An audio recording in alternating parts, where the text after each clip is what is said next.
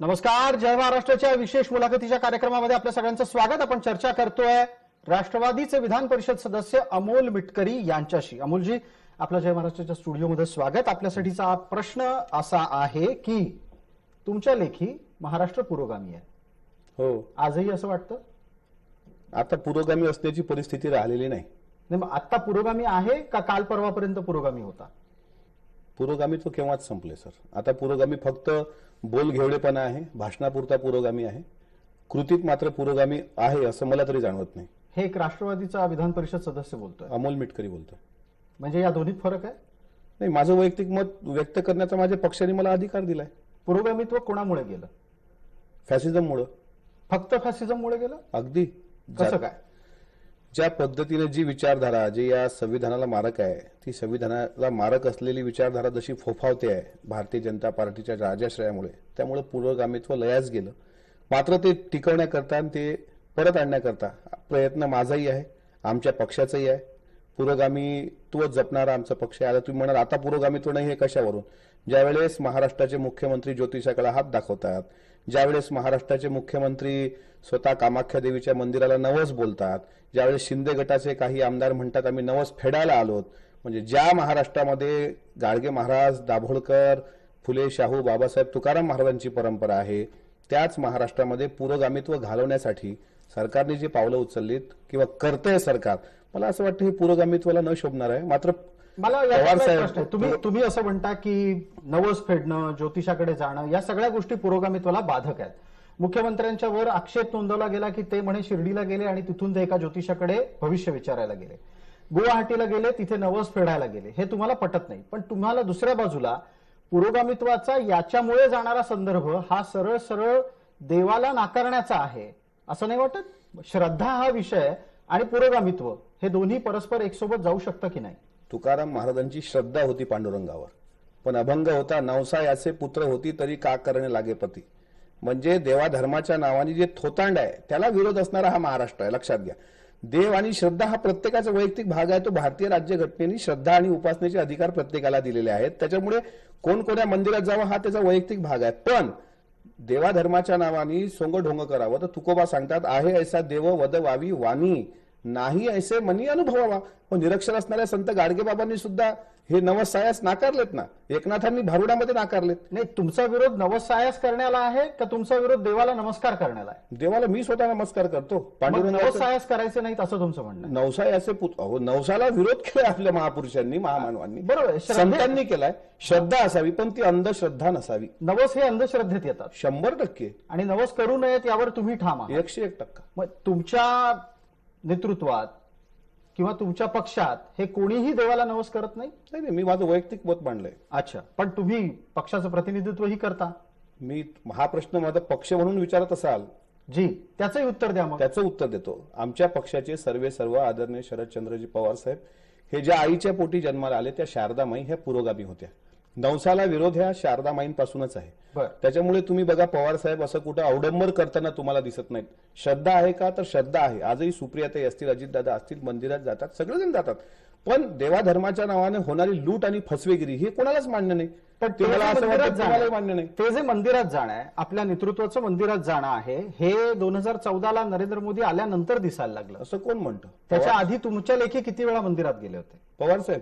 जी, हे बघा, मंदिर जाना आदत है और ईमानदारी इबादत है. मंदिरात जाऊनी नाक दाबावे त्यापेक्षा रस्त्याचे काटे उचलावे असं तुकडोजी महाराजांनी म्हटलेलं आहे. अवडंबर कशाला?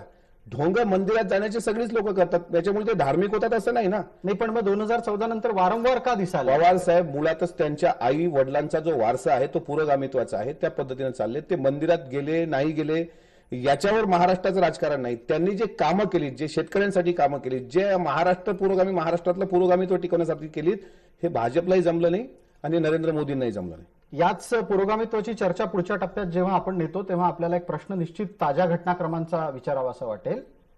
महिला मुख्यमंत्री महाराष्ट्राला मिळू शकते अशा प्रकारची एक चर्चा सुरू झाली आहे.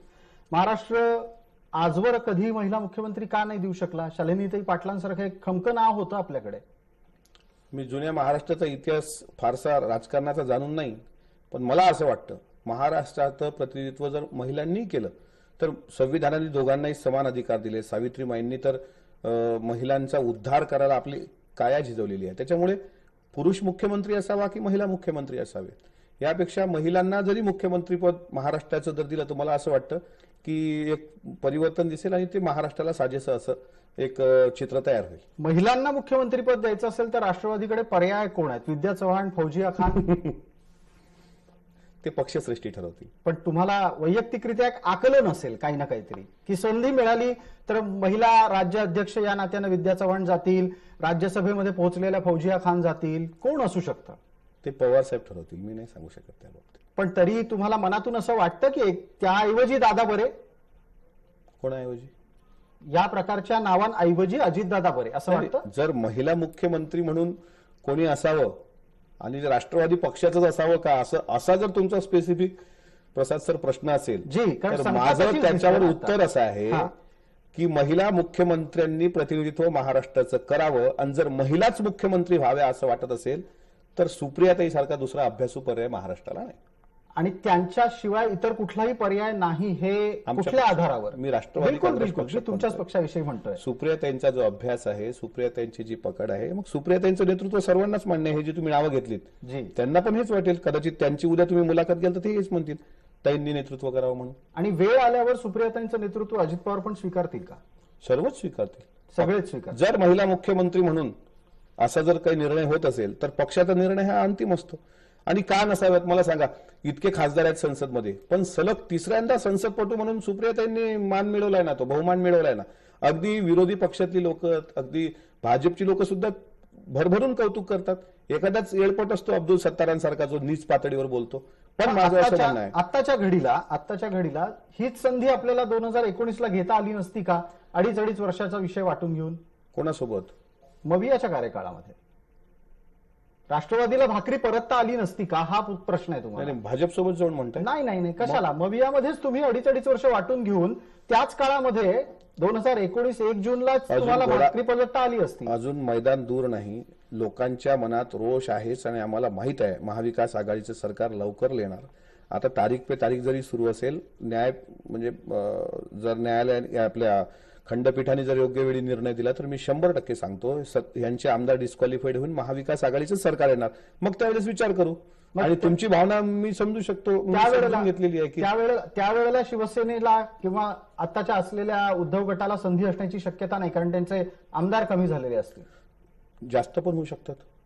तुम्हाला वाटतं असं की गेलेले आहेत ते परत येणार आहे? अजिबात नाही. ते परत नाही येतही मला असं वाटतं की मागच्यापेक्षा जास्त परफॉर्मन्स देतील. कसं काय? म्हणजे निवडणुकांशिवाय का निवडणुकीतला? शिवसेनेतले नेते गेलेत पण शिवसेनेतला कार्यकर्ता अजूनही जिवंत आहे. मी तुम्हाला सांगतो, मुंबई महानगरपालिकेमध्ये सुद्धा तुम्हाला याचे पडसाद म्हणजे याचा निकाल दिसेल. आणि मला असं नाही, सर्वांना विश्वास आहे. पण निवडणुकीशिवाय आमदार तर निवडून येऊ शकत नाही. संख्या वाढणार कशी? दुसरे चेहरे आहेत ना, जसं संजय राठोड गेलेत, जी, सेवालाल महाराजांचे चौथे वंशज की तिसरे वंशज काल परवा उद्धव ठाकरे साहेबांच्या गटात आलेत. याचा अर्थ असा आहे की त्यांनी बांधणी सुरू केलेली आहे ना. म्हणजे उद्या चालून जर 50-50चा फॉर्म्युला ठरला किंवा 4 पक्ष एकत्र आले आणि काही जागा त्यांना द्यायच्या, काही जागा आम्ही घ्यायच्या, तर मला असं वाटतं की शिंदे गटापेक्षा उद्धवजींचा परफॉर्मन्स चांगला राहील आणि महाविकास आघाडीमध्ये राष्ट्रवादी काँग्रेस पक्ष सुद्धा मोठ्या प्रमाणात अग्रेसर राहिलेला दिसेल. या राजकीय चर्चेमधले काही प्रश्न आपल्याला निश्चित पुढच्या टप्प्यात घ्यायचेच आहेत, पण तत्पूर्वी अमोल मिटकरी जर स्टुडिओमध्ये असतील तर त्यांच्या जातीविषयकच्या भूमिकेवर चर्चा करायला हवी. आणि मला वाटतं अमोल मिटकरींनाही त्याबद्दल कोणतेही आक्षेप नसावेत. एक थेट प्रश्न अमोल मिटकरींना विचारायचा आहे. अमोल मिटकरी जातीयवादी आहेत का? नाही. अमोल मिटकरी एका विशिष्ट समाजाबद्दल सातत्यानं वक्तव्य का करतात? कोण्या समाजाबद्दल बोलायचा पुरावा द्या. ब्राह्मण समाजाबद्दल आपलं जे वक्तव्य होतं ते विद्वेष पसरवणारं होतं का? तुम्हाला वैयक्तिकरित्या काय वाटतं? त्या वक्तव्याच्या नंतर जयंतरावांनी माफी मागितली, तुम्ही मात्र काही मागे हटायला तयार नाही. बरं झालं हा प्रश्न येणार होता हे मला माहित होतं. याचं उत्तर मी तुम्हाला स्पष्ट सांगतो. ती क्लिप परत काढा. कुठल्याही पद्धतीने ब्राह्मण समाजाबद्दल अमोल मिटकरी एकही शब्द बोललेला नाही. आणि मी बोललोच नसेल तर माफी मागण्याचा प्रश्नच नाही. त्याच्यामुळे मी जातीयवादी आहे का? तर अजिबात नाही. कारण मी जाती अंताचा लढा लढणाऱ्या आंबेडकरी चळवळीतला कार्यकर्ता आहे. ज्या डॉक्टर बाबासाहेब आंबेडकरांनी महाड चौदार तळ्याचा सत्याग्रह केला त्यावेळेस सहस्त्रबुद्धे पण त्यांच्यासोबत होते ना. अनेक ब्राह्मण मित्र माझे पण आहेत. पण एखादा कोणीतरी छोट्याशा संघटनेचा एखादा व्यक्ती त्याला राजकीय वलय देऊन जर वेगळ्या अँगल देत असेल, त्याचं नाव मी इथे घेणार नाही, म्हणजे एक आहेत पुण्याचे सद्गुरू असतं, त्यांनी मला फोन करून म्हटलं होतं की तुम्ही असं करा, थोडी दिलगिरी व्यक्त करा, माझं नाव घ्या. म्हटलं तुमचं नाव घेण्याचा काय प्रश्न आला याच्यामध्ये? नाही घेणार तर आम्ही तुमच्या विरुद्ध आंदोलन करून. आंदोलनाला सुरुवात झाली. काही त्याला बेस नाही, काही बूड नाही, मी कुठं बोललोच नाही. चुकलो असतो, नाव घेतलं असतं तर माफी मागितली असती, पण मी कुठंही असं नाव घेतलेलं नाही. त्यामुळे हा मुद्दा मी तुमचा खोडतो की मी ब्राह्मण समाजाबद्दल कुठं आक्षेपार्ह विधान केलं. तुम्ही जर समजा इतके नीट सरळ सगळं काही बोलला होतात तर जयंतरावांना माफी मागायची, दिलगिरी व्यक्त करायची गरज काय होती? नाही, शेवटी त्यांचा मतदारसंघ आहे. पत्रकारांनी त्यांना प्रश्न विचारल्यानंतर जर अशा पद्धतीनं कोणाच्या भावना दुखल्या असतील तर जयंतराव साहेबांनी सांगितलं की जर भावना दुखल्या असतील तर दिलगिरी व्यक्त करतो, त्यात काय चुकलं? थोडक्यात तुमच्या लेखी तुम्ही कोणत्याही प्रकारे कुठलाही जाती विद्वेषाचा मुद्दा कधी काढत नाही. काढलाच नाही. मला पुरावा द्या, त्याही भाषणातला पुरावा द्या की मी ब्राह्मण समाजाच्या विरुद्ध कुठं बोललोय म्हणून. आणि छत्रपती शिवरायांची गौरवगाथा सांगत असताना त्यात ब्राह्मणांचं काहीच योगदान नाही हे वारंवार सांगावं असं वाटतं? मी कुठं सांगितलंय असं? नाही, असं जो काही राष्ट्रवादीच्या कडून प्रचार होतो काय की या छत्रपती शिवरायांचं दैवतीकरण करण्याचं काम ब्राह्मणांना केलं, त्यांच्याविषयी जे जे घडलं नाही ते सांगण्याचा प्रकार घडला. जिथे चूक घडली ती गोष्ट महाराष्ट्राला सांगितलीच पाहिजे. उदाहरणार्थ अफजल खानाच्या भेटीच्या वेळी कृष्णा भास्कर कुलकर्णींनी छत्रपती शिवाजी महाराजांवर वार केला होता आणि शिवाजी महाराजांनी अफजल खानाचा कोथळा काढल्यानंतर कृष्णा भास्कर कुलकर्णीला सुद्धा एक घाव दोन तुकडे केले होते. हा इतिहास सांगितला पाहिजे ना. पण गोपीनाथ पंत बोकील सुद्धा तिथे होते हे पण आम्ही सांगतो. छत्रपती शिवाजी महाराजांना महाराष्ट्रात विरोध झाला राज्याभिषेकाला, काशीचे गागाभट्ट आले, हा इतिहास आहे. त्या दोन्ही प्रकरणांच्या अनुषंगानं एक पुढचा प्रश्न मग असा, छत्रपतींच्या इतिहासाविषयीची चर्चा तुमच्याशी करत असताना तुम्हाला हेही आठवत असेल, जावळीला मोरे होते, हो, सावंतवाडीत सावंत होते, मुधोळचे घोरपडे होते. बिलकुल. मग ही सगळी मंडळी तुम्हाला वेळोवेळी आठवत नाहीत, पण तुम्हाला कुलकर्णी बरोबर आठवतात. नाही, हे पण आम्ही सांगतो ना. जावळीच्या चंद्रराव मोरेचा पाडाव महाराजांनी केला. माझी तुम्ही इतिहासाची भाषणं तर ऐका. मी जे काही इतिहास मांडलाय ना ती भाषणं ऐका आपण. त्याच्यामध्ये सगळं सातत्यानं आलंय. 19 फेब्रुवारी 1630. हा, काही ठिकाणी विरोध आहे. समजा आता प्रतापगडावर त्या दिवशी शिवप्रताप दिन साजरा झाला, तो तिथीनुसार साजरा केला मुख्यमंत्र्यांनी. 10 नोव्हेंबर 1659 ही अधिकृत तारीख आहे. भालजी पेंढारकरांचे जुने चित्रपट जरी काढले ना त्यात स्पष्ट आहे की 10 नोव्हेंबर 1659 प्रतापगडावर छत्रपती शिवरायांनी अफजल खानाचा कोथळा काढला. आता ते तिथीनुसार तुम्ही करत असाल तर आमचा विरोध आहे. म्हणजे विरोध म्हणजे एक भूमिका अशी आहे की शिवाजी महाराज जर एक आहेत ना, ते स्वतः छत्रपतींच्या गादीचे वारस उदयन महाराज बोलले का शिवाजी महाराज एक तर शिवजयंती एक झाली पाहिजे, शिवाजी महाराज एक तर त्याच्या जन्माच्या तारखा, त्याचा वाद मिटायला पाहिजे. तो जर वाद तुम्हाला मिटवायचा आहे तर तो ख्रिस्ती कालगणनेनुसार का? छत्रपतींच्या जन्माच्या, छत्रपतींच्या देहवसनाच्या ज्या ज्या काही तारखा असतील त्याच्यानंतरची ख्रिस्ती कॅलेंडर सुद्धा धड नाहीत. त्या ख्रिस्ती कॅलेंडरमध्येच अनेकदा गडबडी आहेत. आणि सगळ्यात एक आणखीन तपशील, ज्या ख्रिस्ताच्या जन्म मृत्यूच्या अनुषंगानं कालगणना होते त्याच्या पुनर्जन्माला तिथीनुसार तेच साजरे करतात आणि आपल्याला शिवरायांना तिथीनुसार साजरे करायचं नाही. मग शिवाजी महाराजांना तुम्ही काय देव मानणार? कालगणनेचा मुद्दा आहे. हे बघा, तुम्हाला ख्रिस्ती कालगणना छत्रपतींना लावा. मला प्रसादजी बोलू द्या. आज आता महापरिनिर्वाण दिवस आहे, काय 6 डिसेंबर जी, जयंती आली 14 एप्रिल, बिलकुल. गांधी जयंती 2 ऑक्टोबर, पंडित नेहरू जयंती 14 नोव्हेंबर. शिवजयंती म्हटल्यावर तारीख आणि तिथीचा वाद का? म्हणून 1680च्या संदर्भाला तुम्ही ह्या सगळ्या ज्या महापुरुषांच्या तारखा देता आहात ही सगळी माणसं 1900 ते 2000च्या दरम्यानची आहेत. याला तुम्ही 1680 ला कसं जोडाल? पण 1680 ची कालगणना ही आता 2022 मध्ये मोजायला गेलात तर त्यात ख्रिस्ती कॅलेंडर बदललंय. जिजाऊंची जयंती आपण ख्रिस्ती कालगणनेनुसारच साजरी करतो ना 12 जानेवारीला, आणि संभाजी महाराजांची 14 मेला करतो. हे तर समकालीन आहेत छत्रपती शिवरायांच्या. शिवाजी महाराज बद्दलच का आगात छळ होतोय? माझं म्हणणं आहे, जर आम्ही विज्ञानाकडे जातो असं म्हणतोय तर येऊ द्या ना. म्हणजे एमपीएससीच्या स्पर्धा परीक्षेच्या अभ्यासक्रमात जर असा विषय आला शिवरायांची जयंती कधी साजरी करायची तर येऊ द्या ना मुलांकडून 19 फेब्रुवारी. का तिथी आणि तारखेचे वाद आणि फक्त महाराजांबद्दलच का वाद असावेत? त्याच्यामुळे मला असं वाटतं की जग जरा ग्लोबल झालंय, जग जरा विज्ञानवादाकडे झेपावते आहे, जग रोज बदलते आहे. त्याच्यामुळे आपण बदललं पाहिजे. तुमच्या लेखी छत्रपतींची जयंती ही विज्ञानवादाच्या कसोटीवर तपासून पाहिली पाहिजे. त्याच छत्रपतींच्या बद्दल एक आणखीन आक्षेप आहे ज्याच्यावर राष्ट्रवादी कायम भूमिका घेत असते. तुम्ही पण कदाचित ती भूमिका मान्य कराल की महाराजांचा उल्लेख एकेरी होता कामा नये. बरोबर आहे? अगदी बरोबर आहे. मग आपल्याकडे शिकवणी देत असताना जेव्हा असं म्हटलं जातं की शिवाजी जन्मावा तो दुसऱ्या घरात, ही एक म्हण आहे. पण याच्यातून जेव्हा महाराजांचा उल्लेख केला जातो तो एकेरी नसतो. याच्यातली भावना समजण्यात गल्लत होते का? एक लक्षात घ्या, सीएसटीला सीएसएमटी आता म्हटलं जातं, छत्रपती शिवाजी महाराज असं, आणि आदरयुक्त का नाही बोलावं? गुरु गोविंद सिंगांबद्दल शीख धर्मामध्ये शीख बांधव गुरु गोविंद सिंग साहब असाच उल्लेख करतात. इतक्या आदरानं जर ते करतात म्हणजे त्यांना त्या महापुरुषांबद्दल किती आदर आहे. मला असं वाटतं आता शिवाजी पार्कवर सभा आहे, मीडिया पण चालवते ना बातमी की आज यांची शिवाजी पार्कवर सभा. मी म्हणतो छत्रपती शिवाजी महाराज पार्क वर सभा असं म्हणायला अडचण काय? त्याच्यामुळे शिवाजी जन्मावा तो दुसऱ्याच्या घरात. मग काही लोक म्हणतात गोविंद पानसरेंच्या पुस्तकाचं पण नाव होतं की शिवाजी कोण बिलकुल, तो होता. मुद्दा अगदी येणार. हा. आणि त्याच पुस्तकाचं फार मोठ्या प्रमाणामध्ये प्रचार हा आपल्या वाचलं पक्षातून पाहिजे. झालेला आहे. तुम्ही वाचले का मी पुस्तक? बिलकुल वाचलंय. त्याच्यातले बरेचसे संदर्भ आहेत. त्याच्या शीर्षकावरची चर्चा काय करायची? चांगले आहेत ना संदर्भ, निश्चित तपासावे लागतील, त्याच्यावरही वाद आणि चर्चा होऊ शकते. पण आपल्याला गोविंद पानसरेंनी दिलेलं शीर्षक पटतं, पण इतर कोणी छत्रपतींच्या बद्दलचा उल्लेख हेकरी करदा आता तुम्ही- शिकवणीच्या बाबतीत केलेला पण पटत नाही. समजा प्रसाद लाडांचं तुम्ही ताजं उदाहरण घ्या. जी सॉरी, रावसाहेब दानवेंचं. बर, रावसाहेब दानवेंचा एक व्हिडिओ फिरला शिवाजी एकेरी बोलल्याबद्दल. आता त्याची तुलना करताना मला जे काही लावारिस कार्टी ट्रोल करतात, मला साधारणपणे 40 पैशाची पेड कार्टी, ते मला विचारतात की दानवे एकेरी बोलले शिवाजी म्हटलं तर तुम्हाला वाईट वाटतं आणि पानसरेंनी म्हटलं तर तुम्हाला त्याच्याबद्दल काही आक्षेप नाही. गोविंद पानसरे हे एक इतिहास संशोधक होते, इतिहास लेखक होते. रावसाहेब दानवे आणि गोविंद पानसरे यांची दूर तुलना होऊ शकत नाही. त्यांनी ते कोण्या काळात लिहिलं ठीक आहे, गोविंद पानसरेचा जन्मकाळ, पुस्तक लिहिण्याचा काळ, त्यावेळेस कदाचित तो एक मुखोद्गत आलेला प्रवाह असेल, त्या प्रवाहापोटी त्यांनी लिहिलं. किंवा दगलबाज शिवाजी नावाचं पुस्तक प्रबोधनकार ठाकरेंनी पण लिहिलेलं आहे. बिलकुल. आता त्याच्यानंतर मी लोकं घरी त्यांना विचारायला आता- गेली की हा दगलबाज काय प्रकार आहे? दगलबाज शिवाजी आणि बगलबाज अर्जुन असं त्याच्यामध्ये आहे की शिवाजी दगाबाज म्हटलेलं नाही, बिलकुल दगलबाज हा शब्द आहे. त्याच्यामुळे एक लक्षात घ्या की आता बदललं ना आपण जग, ठीक आहे.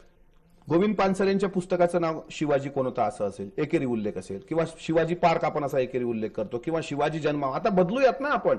जसं देहू संस्थांनी आता एक आदेश काढला की 31 डिसेंबरला तुका म्हणे या शब्दाचा जर कोणी वापर केला, तुका म्हणे पार्टी असं काहीतरी लोक करायचे साधारणपणे, तर कायदेशीर गुन्हा दाखवलेला. म्हणजे तुम्ही बदला ना. तुकोबारायांचे संदर्भ, शिवाजी महाराजांवर एकेरी बोलणं हे बदललं पाहिजे. किती दिवस आपण जुन्या साधारणपणे महाराजांची शिकवण पोहोचवायची असेल तर त्यांचं नाव कसं घ्यायचं? शिवराय म्हणायचं, महाराज म्हणायचं, छत्रपती शिवाजी महाराज म्हणायचं, काय म्हणायचं? शिवराय, सर्वांना अपेक्षित असणारा शिवराय, शिवबा, जिथे बा आहे, विठोबा, तुकोबा, शिवबा, शिवराय ही नाव आहे. शिवाजी म्हणजे ते एकेरीच उल्लेख झालाय महाराजांचा. बर, छत्रपती शिवाजी महाराज म्हटलं तर मी म्हणतो एक शब्द जर बोललं तर काय आपली जीभ जड जाणार का?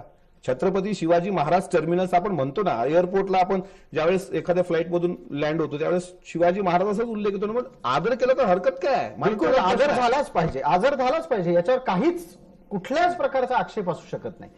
याच निमित्तानं छत्रपतींच्या सोबत केली जाणारी तुलना ही आपण व्यक्तिसापेक्ष ठरवतोय का?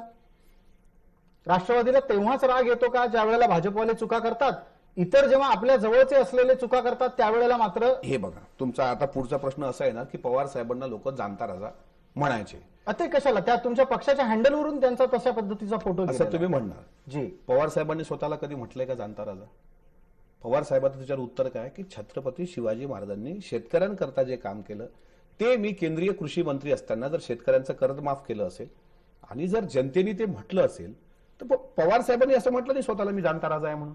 पण नरेंद्र मोदींनी स्वतःला छत्रपतींचं रूप म्हणून घेतलेलं आहे. पुस्तकं आहेत तशी. त्याच्यामुळे जो आक्षेप आहे तो आक्षेप आहेच ना. मग अशीच पुस्तकं संजय राऊतांची पण आहेत ज्याच्यात ते बाळासाहेबांची तुलना छत्रपतींशी करतात. तो संजय राऊत साहेबांना तुम्ही तो प्रश्न विचारा. संजय राऊत आता तुमच्या सोबत आहेत आणि ते त्यांची- त्यावेळेला बाळासाहेबांची तुलना करत होते जेव्हा तुम्ही त्यावेळेस ते सत्तेत होतात. त्यावेळेस ते कोणासोबत होते? तुमच्याच बरोबर सत्तेत होते. मी वाचलं, मी नाही बघितलं. हा अच्छा, प्रश्न ही तुम्ही संजय राऊतांना विचारा. युगांत या पुस्तकाचा संदर्भ आहे आणि हा सगळा संदर्भ 2020 ला आला जेव्हा तुम्ही सत्तेत त्यांच्या बरोबर मी होतात.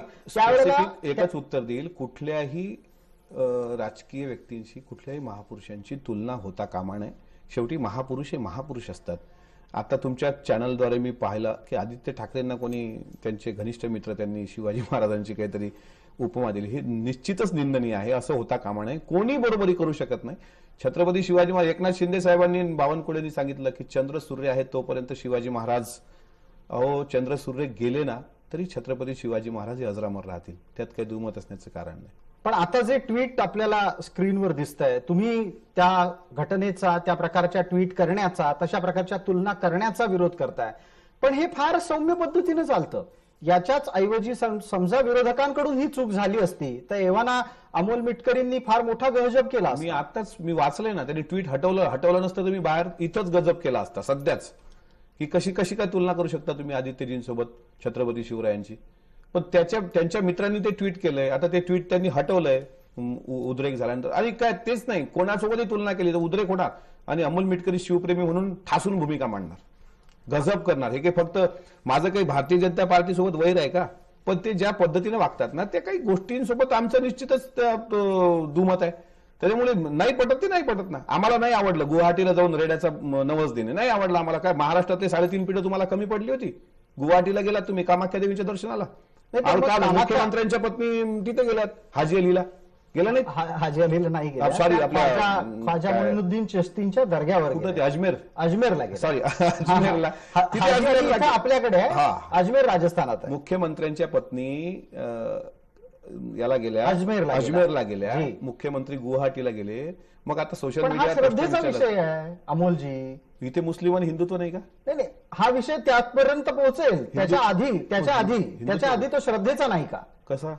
कामाख्याला जाणं हा विषय श्रद्धेचा नाही का? तुळजाभवानी नाही आहे तुमची श्रद्धा? एक मिनिट, आपण ही बळजबरी कशी करू शकतो की तुम्ही तुळजाभवानीवरच श्रद्धा ठेवा? तुम्ही गुवाहाटीला जाऊन महत्व का वाढवता? हा पण माझा महाराष्ट्रीयन म्हणून प्रश्न आहे. 33 कोटी देव जर सगळीकडे आहेत असं तुम्ही म्हणताय, माझं म्हणणं असं आहे की तुम्ही वैष्णवदेवीला जाण्यावर विरोध कराल. तुम्ही म्हणाल महाराष्ट्रातल्या लोकांनी वैष्णवदेवीला जाऊ नये. बघा, महाराष्ट्राची सत्ता, अहो शिवाजी महाराजांनी स्वराज्याची बांधणी केली तर तुळजाभवानीचं दर्शन घेतलं. म्हणजे सत्ता ज्यावेळेस स्थापन झाली तर तुळजाभवानी असेल, कोल्हापूरची अंबाबाई असेल, माहूरची रेणुका असेल, वणीची सप्तशृंगी असेल, ही 3.5 पीठ आहेत ना. मग तुम्हाला ह्या पीठावर जाता नाही आलं का? जायचं होतं तुळजाभवानीला, सगळ्यांचं दैवत आहे. कामाख्या देवीला तर मी पण नाही पाहिलं, तुम्ही पण नसेल पाहिलं. मला असं वाटतं की महाराष्ट्राच्या अस्मिता घेऊन तुम्ही तिकडे कशाला जाता? की महाराष्ट्रातले देव संपलेत का सगळे? नाही पाहिलं याचा अर्थ अमोल मिटकरींनी तुळजाभवानीला पाहिलंय का? म्हणजे कशा रूपाने पाहिलं? नाही पाहिलं. मी धार्मिक आहे. अच्छा, मी मूर्ती पाहिली, मला काही ती येऊन मला आता काही मला परत ती साक्षात्कार देईल असं म्हणत नाही मी. देव, आता परत प्रश्न येतो का देव आहे की नाही, ती संकल्पना, हा वाद जर करत बसलो तर आपल्याला वेळ पुरणार नाही. त्याच्यासाठी मी स्पेशल येईल तुमच्याकडे. अगदी बिलकुल. त्या निमित्तानं आपण एकदा परत चर्चा करू. एक मुद्दा राज्यघटनेच्या अनुषंगानं आपल्यापर्यंत पोहोचवायचा आहे आणि तो असा की तुम्ही म्हणता कायम राज्यघटना ही भारतीय जनता पार्टीच्या कार्यकाळामध्ये वारंवार मोडली जाते किंवा तिला 2014 जाळली जंतर मंतरला, ती धोक्यात येते तुमच्या लेखी. संविधानाचं पालन होत नाही. हो, जरा इतिहासात थोडं डोकवायची तयारी असेल तर पहिली राज्यघटनेतली दुरुस्ती कोणी केली आणि त्यावेळेला आंबेडकरांचं काय म्हणणं होतं याचा काही अभ्यास आपल्याकडे आहे? नाही. अच्छा, तपशिलासाठी सांगू इच्छितो, मग जरूर प्रतिक्रिया द्या. पहिली राज्यघटनेतली दुरुस्ती ही पंडित नेहरूंनी बळजबरी केली, ज्याला आंबेडकरांचा विरोध होता. आता या घटनेला तुम्ही बाबासाहेबांचा सन्मान तर निश्चित समजणार नाही आणि तो अपमान पंडित नेहरू करत असतील तर तो खपवून घ्यायचा का? 1947ला देश स्वतंत्र झाला आणि 1950ला 26 जानेवारीला राज्यघटना लागू झाली. त्याच्यानंतरचं काही असेल तर सांगा, मी उत्तर देतो. बिलकुल, हा त्यानंतरचा लगेचचा संदर्भ आहे. पहिली घटना दुरुस्ती ही लगेच प्रश्न असा आहे, भाजप सत्तेत कधी आलं? 2014 तुमच्या लेखी.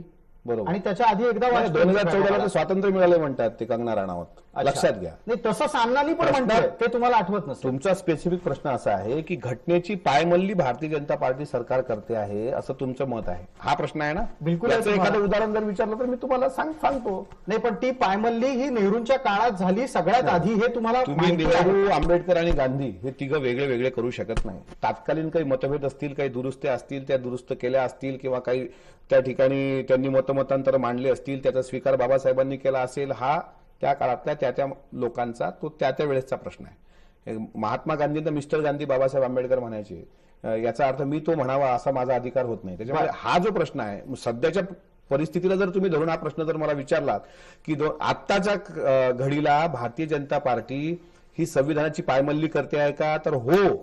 भारतीय संविधानाने प्राथमिक शिक्षण सक्तीचं आणि मोफत करायला सांगितलेलं आहे. महाराष्ट्रातल्या 20 पेक्षा कमी पटसंख्या असलेल्या सर्व मराठी शाळा बंद करते हे सरकार. म्हणजे पायमल्ली नाही तर काय? अहो, मराठी शाळा मुंबईत सगळ्यात आधी बंद झाल्या आणि सर्वात जास्त संख्येने बंद झाल्या नुकसान आणि कोणाचं मुंबईमध्ये होतंय? मुंबई महानगरपालिका कोणाच्या ताब्यात आहे त्यांना कधीतरी विचारणार आहात की नाही?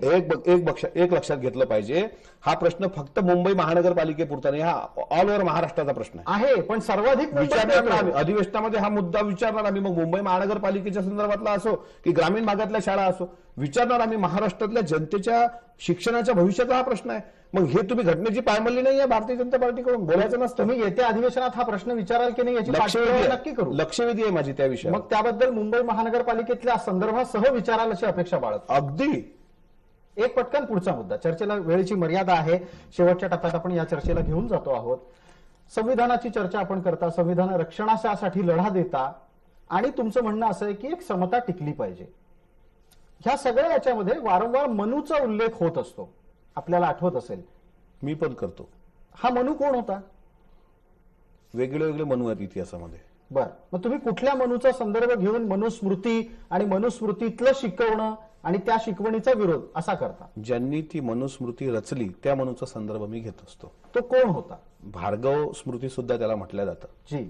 आणि ज्या भार्गव स्मृतीने, अर्थातच मनुस्मृतीने स्त्रियांचे अधिकार नाकारले, शूद्रांचे अधिकार नाकारले, त्याचा आम्ही विरोधच करतो. आणि तो शेवटपर्यंत म्हणू तो शोधावा लागेल आता कोण होता. नाही, तो जातीच्या उतरंडीत कोणी स्थान प्राप्त केलेला व्यक्ती होता का नव्हता? तो जाती व्यवस्थेचा कट्टर पुरस्कर्ता असावा असं मला वाटतं. मग त्याचा संदर्भ देत असताना कायम तो मनू हा ब्राह्मण होता अशा प्रकारचा संकेत का दिला जातो? प्रत्यक्षात मनू ब्राह्मण नव्हता. मग कोण होता? तो क्षत्रिय होता. ते आणि हे भागवतात पण आहे. मग जर मनू क्षत्रिय होता, एकूण मनू किती झाले? जो ज्याच्या संदर्भाला तुम्हाला द्यायचं आहे. वेगळे वेगळे मनू आहे. भार्गव स्मृती म्हणजे मनुस्मृती. जी. मनू वेगळे वेगळे झालेत. कोणी म्हणतं 24 मनू झालेत, कोणी म्हणतं 42 मनू झालेत, असं वेगळे वेगळे मनू आहेत. नेमका हा कोणता मनू आहे हे मला नाही माहित, कोणता मनू आहे. तुम्ही सांगताय क्षत्रिय आहे, तर नक्कीच क्षत्रिय असेल तरी तर त्यांनी तर अशा पद्धतीचं भार्गव स्मृती लिहिली असेल, मनुस्मृती, ज्यात स्त्रियांचे अधिकार नाकारले, तर तोच मनू आमचा शत्रू. तो काही ब्राह्मण आणि क्षत्रिय असावा असं नाही. तो क्षत्रिय असेल तरी ना, त्यात ब्राह्मण आणि क्षत्रियाचा प्रश्नच नाही येत. या वाटचालीच्या अनुषंगानं चर्चेतल्या शेवटच्या टप्प्याचा प्रश्न असा आहे की राष्ट्रवादीमध्ये लिंगायत समाजाच्या तुमच्यासारख्या नेत्याला किती भविष्य आहे? मी लिंगायत आहे कोणी सांगितलं? म्हणजे ही माहिती खोटी असेल तर तुम्ही सांगा की मी लिंगायत नाही. मी आजपर्यंत जातीच्या चौकटीत स्वतःला कधी बांधून घेतलेलं नाही प्रसाद सर. जी. कधीच बांधून घेतलेलं नाही. महाराष्ट्रभर मला मराठा समाज असेल, बौद्ध समाज असेल, मुस्लिम समाज असेल, 18 पगड जाती असतील, यांनी अमोल मिटकरी म्हणूनच स्वीकारलं. जेव्हा मी आमदार झालो तेव्हा महाराष्ट्राने किंवा काही कुत्सित लोकांनी माझी जात शोधण्याचा प्रयत्न केला. मग ते वेगवेगळ्या माध्यमातून आलं. आणि तुम्ही सांगताय, नक्कीच मी ती जातीचा उल्लेख करत नव्हतो. मी लिंगायत आहे आणि लिंगायत असण्याचा मला अभिमान आहे. याचं कारण महात्मा बसवण्णांनी 12व्या शतकामध्ये जो विज्ञानवादी लिंगायत धर्म दिला, त्या बसवण्णाचं प्रॉमिस लिटरेचर म्हणजे वचन साहित्य मानणारा मी आहे, त्यापैकी मी आहे. त्याच्यामुळे राष्ट्रवादी काँग्रेस पक्षामध्ये आम्हाला भविष्य आहे का? एक तुम्हाला तुमचा मुद्दा क्लिअर करतो, लिंगायत म्हणून मला राष्ट्रवादी काँग्रेस पक्षाने आमदारकी दिलेली नाही. तर एक चळवळीचा कार्यकर्ता, एक चळवळीचा माणूस जो महाराष्ट्रभर फिरू शकतो, प्रबोधन करू शकतो, इतकंच नाही प्रबोधनासोबत पक्षाची विचारधारा सुद्धा पुरोगामित्वाची मांडू शकतो महाराष्ट्रामध्ये, हे पक्षाला होतं. म्हणून अजितदादांनी मला आमदारकी दिली.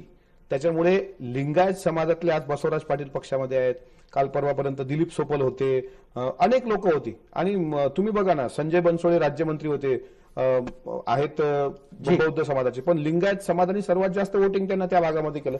त्याच्यामुळे भविष्य पक्षात या समाजाला ऐकत, तर लिंगायत बांधव जर ऐकत असतील तर मला असं वाटतं की आपले प्रश्न सुद्धा सातत्याने सोडवण्याचा प्रयत्न हा आदरणीय पवारसाहेब नेहमी करत असतात. त्याच्यामुळे मला पण इथे आमदारकीची भेटली ती काही लिंगायत म्हणून नाही, तर एक पक्षाचा एक प्रचारक म्हणून मला ती भेटली. तुम्ही पुरोगामी ही स्वतःला म्हणवता आणि आता पुरोगामित्वाच्या संदर्भातली चर्चा करत असताना तुम्ही असं म्हणालात की तुम्ही चळवळीतले आहात, त्या चळवळीतल्या कारणामुळे तुम्हाला आमदारकी मिळाली. पण एक सर्वसाधारणपणे दुरून असं जर पाहिलं तर लक्षात येतं की तुमच्यासारखी जी पुरोगामी चळवळीतली माणसं आहेत ती एका मर्यादेपलीकडे तुमच्या पक्षात पुढे वाढत नाही. जितेंद्र आव्हाड एक आणखीन त्यातलं चांगलं उदाहरण. तुम्ही आणि जितेंद्र आव्हाड दोन पारड्यांमध्ये ठेवलं तर पुरोगामित्वाचं कोणाचं पारडं खाली जातं? आव्हाड साहेबांचं. आणि तुम्ही नेता म्हणून त्यांना पुरोगामित्वाच्या बाबतीत स्वीकारायला तयार आहात? स्वीकारले, अगोदरच स्वीकारले. म्हणजे आमदार झाल्यानंतर माझी आव्हाड साहेबांसोबत ओळख झाली असं नाही, तर पुरंदरेंना महाराष्ट्र भूषण पुरस्कार दिल्यानंतर ज्या महाराष्ट्रात शिवसन्मान जागर परिषदा 2014 पासून घेतल्या जात होत्या, त्यामध्ये आव्हाड साहेबांसोबत अनेक परिषदेवर मी पण राहिलो. तेव्हापासून मी त्यांचं पुरोगामित्व मान्य करतो, आजही मान्य करतो आणि उद्याही मान्य करेन. पक्षाला आमची विचारधारा पक्षाने कधी रोखली नाही. जे आम्हाला बोलायचं आहे ते आम्ही बोलतोच. पक्षाने आम्हाला कधी त्याबद्दल असं म्हणजे विरोध केला असं मला तरी जाणवत नाही. बिलकुल, आपण आमच्या स्टुडिओत आलात, विविध प्रश्नांना दिलखुलासपणे उत्तर दिलीत, त्याबद्दल धन्यवाद. आपण या चर्चेला इथे वेळेअभावी पूर्णविराम देतो आहोत. भविष्यात सुद्धा अशा प्रकारच्या विविध चर्चा आपण करत राहू. अमोल मिटकरींना त्यांच्या पुढच्या राजकीय वाटचालीच्यासाठी शुभेच्छा. तुर्तास या चर्चेत इतकंच. आपण सर्वजण आवर्जून आणि जरूर पाहत रहा. जय महाराष्ट्र.